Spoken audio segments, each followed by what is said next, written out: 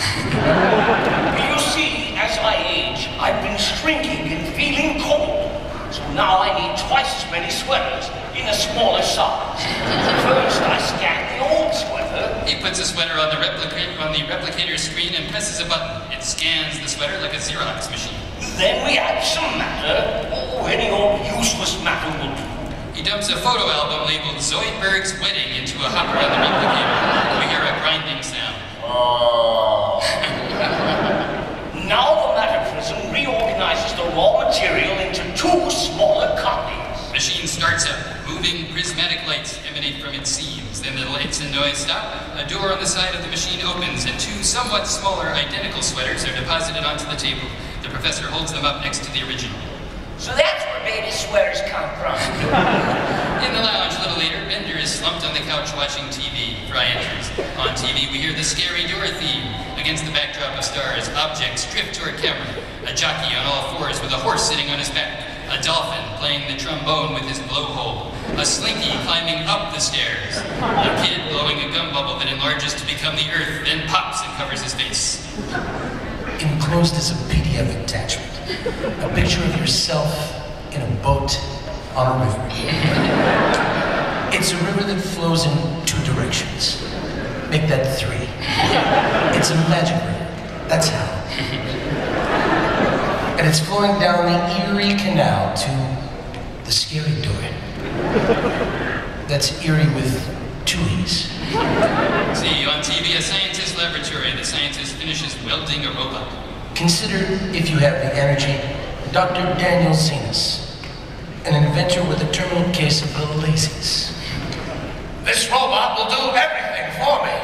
Robot, activate yourself and do my research. The robot flips its own on switch and powers up. The robot begins tinkering with test tubes as the scientist leans back in the chair with a pillow. Cut to later.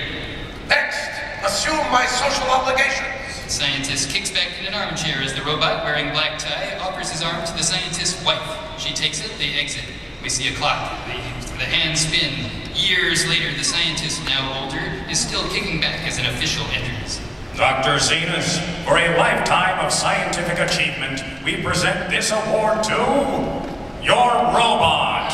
The official gives the robot the trophy. A boy enters. Daddy, I love you. The boy turns away from the scientist and hugs the robot. If only I'd programmed the robot to be more careful what I wished for.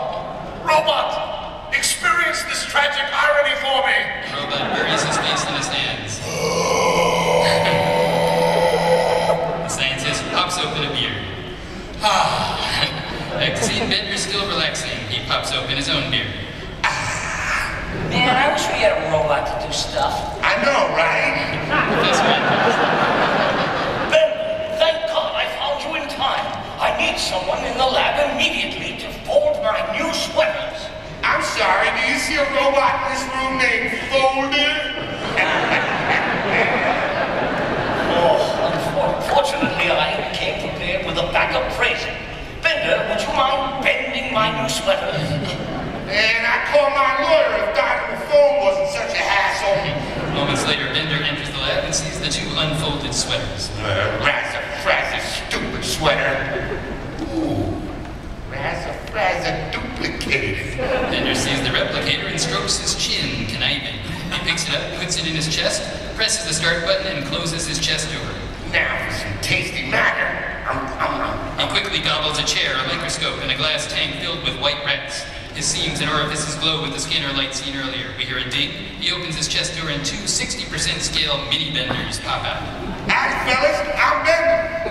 Go to hell, old man. I like your attitude. First, fold these two sweaters. I'm sorry, do you see a robot in this room named Folder? Damn, you're cute.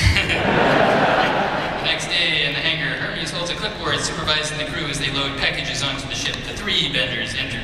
Hi, I'm Bender. This is my robot Bender, and this is my other robot, Bender.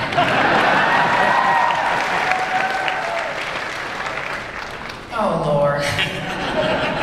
There's 60% scale replicas of me, Bender. Does that mean they only do 60% of the work you do, or are actually do more work because they're only 60% as lazy.